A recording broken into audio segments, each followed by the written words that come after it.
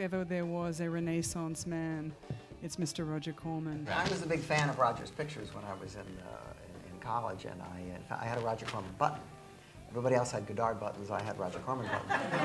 And I was proselytizing. I was trying to get people. I said, this guy's really making interesting movies. You know, it was a very interesting time in the '60s. The independent movies from LA. There were a lot of interesting things, and Roger was behind a lot of them. I used to write letters to Roger, and I tried to meet him when he was in New York, and I almost got to meet him, but it didn't work out or whatever. And then my friend John Davison, who had gone to NYU and was taught by Marty Scorsese, had been brought out here to be head of advertising for New World, and he asked me to come out and edit trailers. I gave Roger the worst possible assemblage for Caged Heat, Jonathan Demme's first picture as a director. And it was just god-awful, and I thought for sure that I was going to be fired. But Roger apparently had seen worse. And so he gave me some instructions and sent me back to the editing room, and somehow I managed to cobble together this trailer, and lo and behold, the movie came out and was a hit. The true story of Joe's entry to Hollywood was that that the director, Marty Scorsese, recommended was Jonathan Kaplan. And the first day on the set, someone named John Davison showed up. The word is that the way he put himself through college was pirating Roger's films and distributing them to colleges. So I go home, I'm not quite sure what to do with this information. I said, you know, this guy showed up on the set, I don't know if he's insured, so he's got a Roger Corman button, and it turns out he put himself through college by pirating your films. What do you think I should do? And he said, send him around, I think I got a job for him in advertising. I went to a screening, and sitting behind me was somebody that I knew, next to Roger Corman, and we were introduced. And Roger said, I read your stuff in Esquire, you're a writer. I said, that's right. He said, would you like to write a movie? I said, yeah. He said, I'm looking for an adventure picture, sort of something like Lawrence of Arabia on Bridge on the River Kwai, only cheap. He said, well, why don't you do a rewrite for me? Okay. I ended up directing the second unit. That was funny because Roger kept saying, we haven't got time to shoot this.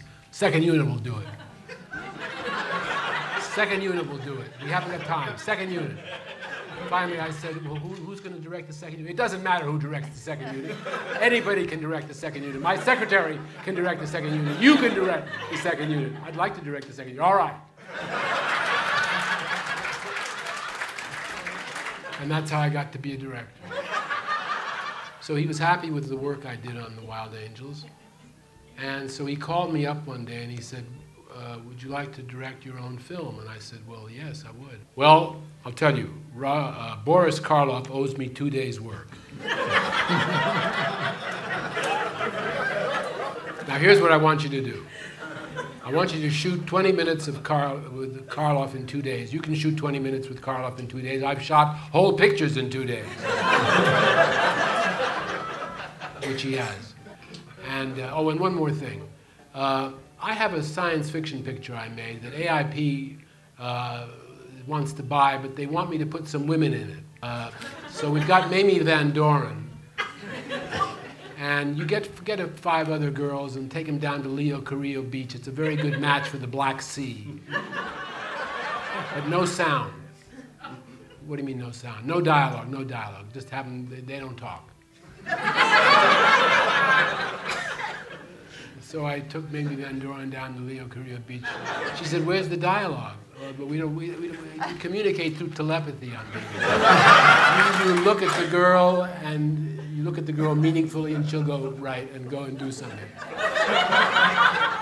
We ran the picture for AIP, and they said, what the fuck is going on? Roger said, you'll have to put a thought voice in. So we had, you will go over and get the fish. It's hysterical.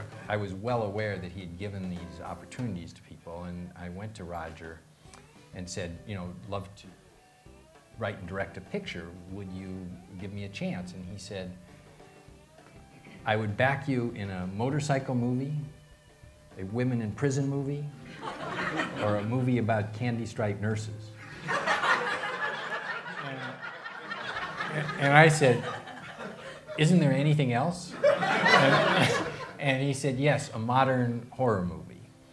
And I went, that's the one. I was in New York trying to raise money with Dennis Hopper for a film we had written, and I got some pages sent to me. And it was explained to me that I play the part of the loser, and that I get killed pretty much in the front end of the movie. The rest of the time is stiff.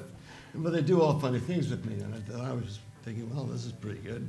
I get killed for 10 grand, what the heck? Lo and behold, I got a call at my house in California, and I knew it was Roger. And he said, we have a problem, Peter. And I blurted out, George can't write. That means George Shakiris, who was originally supposed to play the lead in this movie. George can't write. He said, yeah. I said, so I can. Well, that's what I want to know. Would you be willing to take the part? And I'd say, I'd love to, Roger. That would be great. What did you look for in these people that you gave the opportunity to? There are three things. One, intelligence. I've never met a filmmaker, writer, producer, or director who's had a successful career who's not intelligent. You might luck out with one successful film if you're not that bright, but everybody who's had a full career has been intelligent. The second thing is the ability to work hard. As everybody here knows, this is a glamorous business, but it is also a very difficult and very hard thing to do. So those two things. Then the third is the intangible, the creativity. And for you, I had read your script. For Joe, you had been a trailer editor. Peter had been a writer. Peter, I just knew could do it. And he could ride the bike also.